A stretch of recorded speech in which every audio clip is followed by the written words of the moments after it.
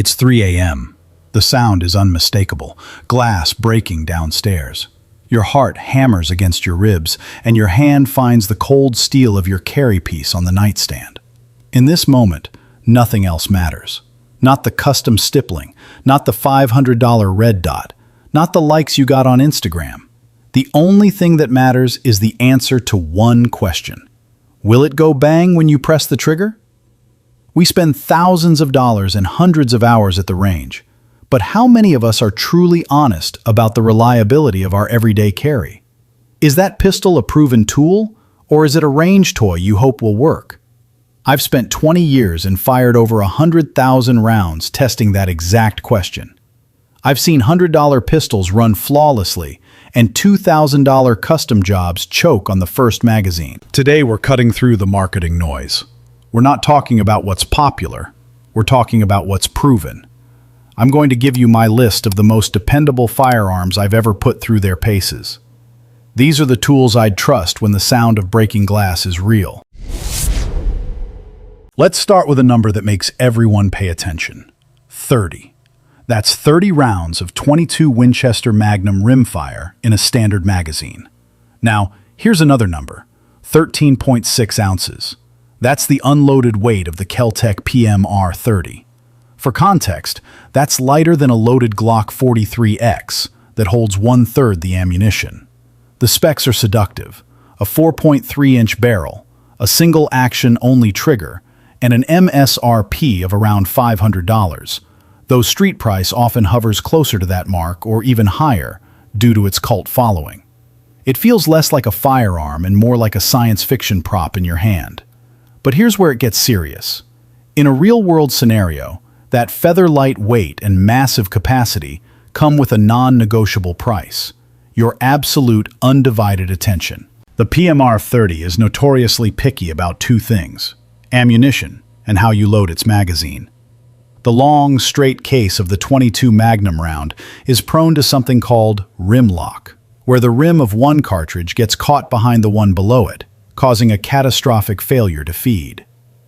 In my 2,000 rounds of testing through 3 different PMR 30s, I found this can be almost entirely mitigated, but it requires a ritual.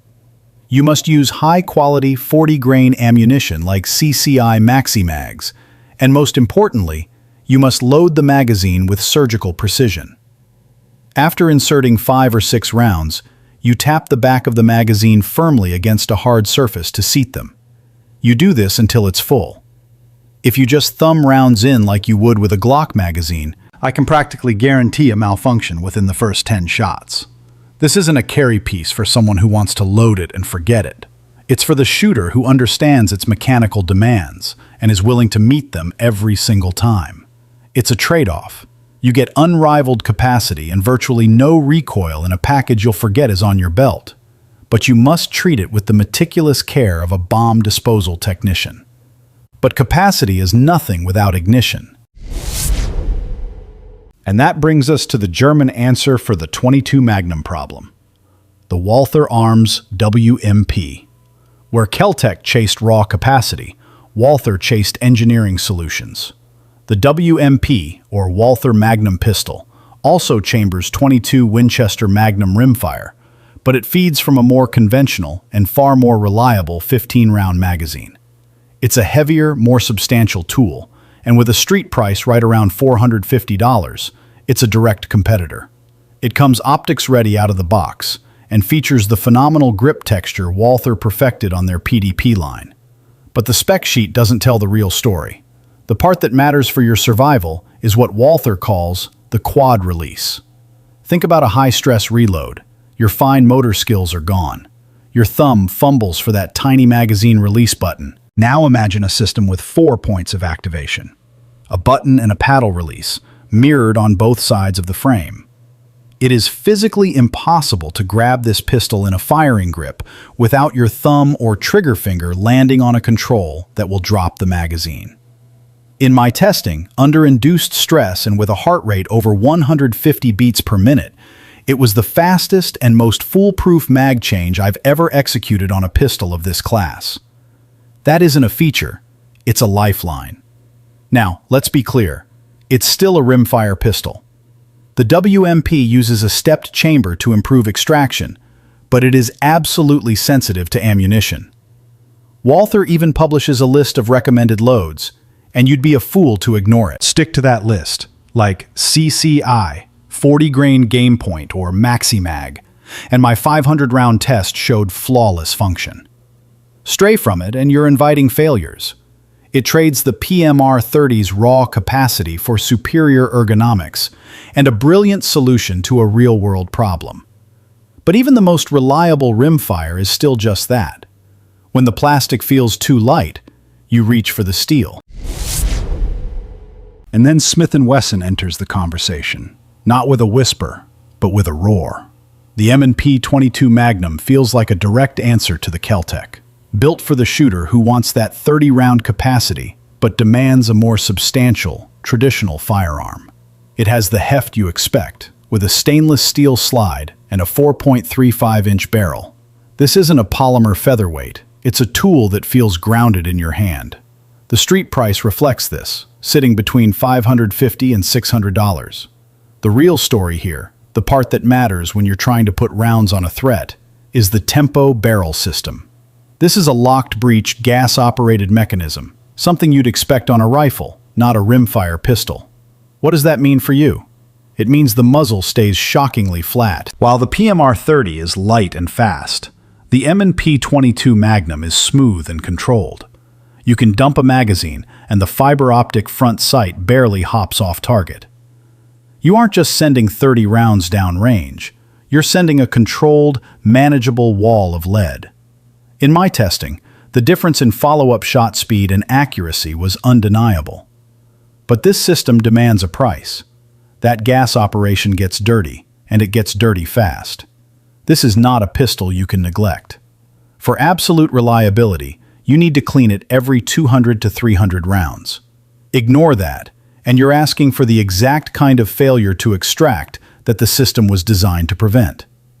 It's also just as particular about ammunition as its competitors, favoring high-velocity loads. It combines the capacity of the Kel-Tec with ergonomics that rival the Walther, creating a pistol that shoots more like a centerfire 9mm than a snappy rimfire. It's an investment in control, but one that requires your commitment to its maintenance. There is one name, however, that ends nearly every argument about reliability. But before we get to that legendary name, we have to address a type of failure that most shooters never train for, because most ranges won't let you. It's the failure that happens at zero distance. Picture this. In a desperate struggle, you press the muzzle of your semi-automatic pistol into an attacker's body and press the trigger. Nothing happens. The slide has been pushed slightly out of battery, completely disabling the firearm. In that moment, your high-capacity wonder is just a poorly shaped rock. For this exact nightmare, there is the Ruger LCR in 22 Magnum. This is the ultimate get-off-me gun. It's a revolver, which means its function is independent of muzzle pressure. It will fire every single time. The specs tell the story of its purpose. It weighs under 15 ounces, built on an aerospace-grade aluminum frame with a polymer fire control housing. The barrel is a stubby 1.87 inches. It's not for target shooting. It's for solving a problem at arm's length. The hammer is enclosed within the frame, which means there is absolutely nothing to snag on a draw from a pocket or from deep concealment under a shirt. It holds 6 rounds of 22 Magnum, one more than the 5-shot standard for small revolvers, and that one extra round is a universe of difference. Its street price sits between $530 and $580. Now, the trigger is a long, heavy, double-action pull. It has to be, to ensure reliable ignition on rimfire cartridges. But in my experience, it is noticeably smoother than its direct competitor, the Smith & Wesson 351 PD. The recoil, while sharp, is made perfectly manageable by the factory Hogue Tamer grips, which have a soft, recoil-absorbing insert right where the web of your hand sits. This isn't a range toy. This is a specialized piece of life insurance for the most violent, close-quarters encounters. But when you need more than a last resort, when you need a primary fighting pistol, there are 2 steel-framed icons that have defined the genre for decades. The first of those icons is a legend born behind the Iron Curtain. Developed in 1975 in what was then Czechoslovakia, the CZ75 was a design so good it couldn't be contained by politics. It's a 9mm, all-steel, double-action/single-action pistol that feels like it was machined from a single block of iron. With a street price for a standard CZ75B model sitting around $600 to $750, it represents one of the most significant values in a combat-proven handgun. But the secret to the CZ isn't just its robust construction, it's the geometry. The slide rides inside the frame rails, not outside like on a Glock or a 1911. This creates an incredibly low bore axis. That's not just a technical spec, it's something you feel in your hand. Instead of the muzzle flipping up under recoil, the gun pushes straight back into your arm. The result is a sight picture that barely trembles. Your front sight is back on target before the brass has even hit the ground. For a practical shooter, this means faster and more devastatingly accurate follow-up shots. The all-steel frame, weighing in at over 35 ounces, soaks up what little recoil is left. This is a firearm that wears in, not out. After 5,000 rounds, the action on my personal 75B is smoother than on most custom guns. The single-action trigger breaks like a glass rod at about 4.5 pounds. But there are no free lunches. That weight makes it a serious commitment for everyday carry. And that low-profile slide, while great for recoil,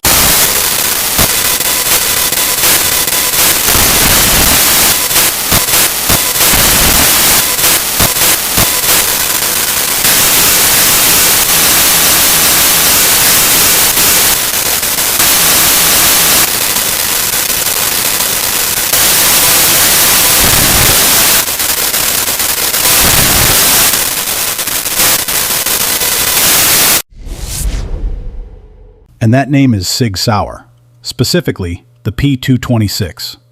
In the 1980s, when the US military was looking to replace the venerable 1911, the P226 went head-to-head with the Beretta 92.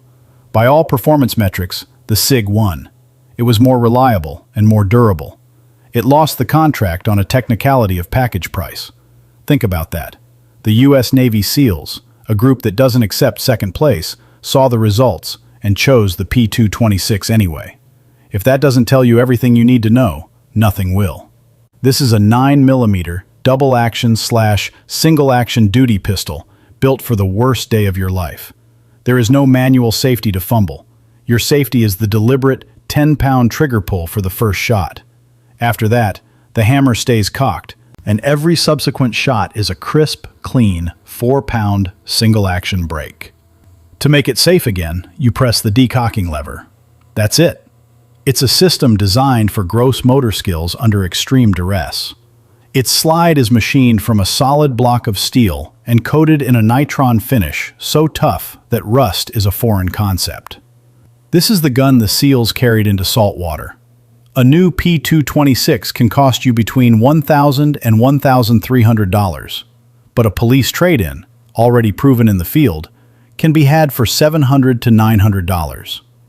It weighs a substantial 34 ounces, with a 4.4-inch cold hammer-forged barrel and a standard capacity of 15 rounds. Now, let's be honest, that all-metal construction and high slide profile give it a higher bore axis than the CZ75. You will feel more muzzle flip. But in my thousands of rounds through various P226 models, from classic West German examples to modern Legions, I can tell you it's a non-issue with a firm, proper grip. This is a firearm that demands you meet it on its terms, and it rewards you with absolute, unquestionable reliability. But there is one pistol that challenged this entire philosophy of steel frames and complex actions with a radical idea: simplicity itself. And that radical idea has a name: Glock. Specifically, the Glock 19. It is the cockroach of the firearms world, and I mean that as the highest possible compliment. You can't kill it. It's not beautiful.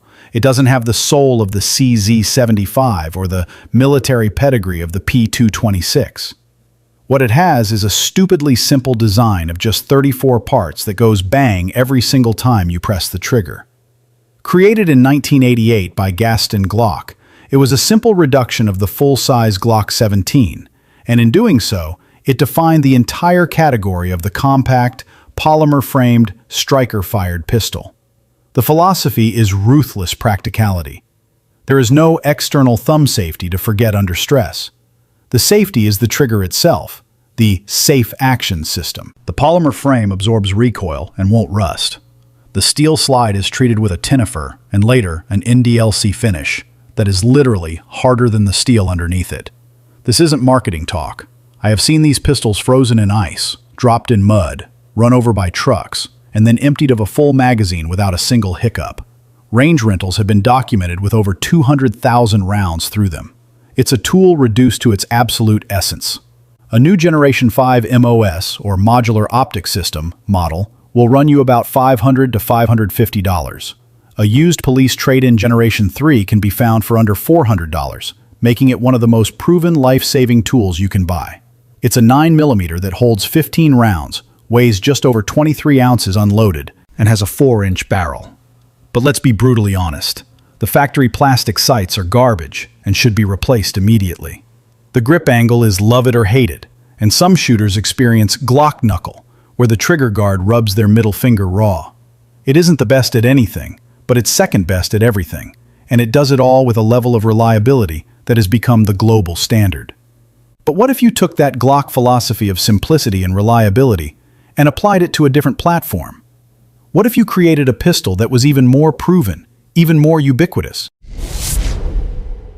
That question leads us not to a modern design, but to the blueprint, the standard by which all other combat handguns are judged, the Colt 1911. Adopted by the U.S. Army on March 29, 1911, this pistol is more than a firearm. It is a century of American history forged in steel. It is John Moses Browning's magnum opus, a design so perfect in its ergonomics that it has been the standard for over 100 years. When people say a gun points naturally, they are unknowingly comparing it to this. It feels like an extension of your own hand. The heart of the 1911 is its trigger. It doesn't pivot like the trigger on a Glock or a SIG. It slides straight to the rear until it breaks like a thin glass rod. This single-action-only mechanism is the gold standard for a reason. It is the key to the pistol's legendary accuracy. Combine that with a grip safety that forces a high, tight hold for recoil control, and you have a weapon system that rewards skilled shooting like no other. And then there's the caliber, 45 ACP. It's a slow, heavy round that hits with authority. There's a reason old-timers say it hits like a freight train. But let's be brutally honest. This is not a Glock. It is not a tool for the negligent. It demands respect and maintenance. That forged steel frame is heavy, a serious commitment for daily carry. Its standard capacity is 7 or 8 rounds, a stark contrast to the 15-round magazines of modern 9mm. You are trading capacity for trigger quality and stopping power, a choice you must make with eyes wide open. While a rare Singer model from World War II can fetch tens of thousands, a new production Colt government model from the recently CZ-acquired company will run you between $900 and $2,500. It requires more frequent cleaning and lubrication than any polymer pistol on this list. It is a high-performance machine, and it must be treated like one. For the shooter who values a perfect trigger and a century of proven performance above all else, the 1911 is not just an option, it is the only option. But for all its history, the 1911 has one final undeniable successor, a pistol that took its best ideas and perfected them for the 21st century. We've looked at the featherlight capacity of the PMR-30, the rugged simplicity of the Glock 19, and the timeless authority of the Colt 1911. Each one represents a different philosophy of survival, a trade-off between capacity, ergonomics, maintenance, and cost. There is no single right answer. There is only your answer. Which tool have you mastered? Which one have you proven, through thousands of rounds and hours of training, that you can trust when your life is on the line? Decide. Because when that moment comes, the firearm is only a piece of steel and polymer. The real weapon system is you, and the responsibility for what happens next is yours alone.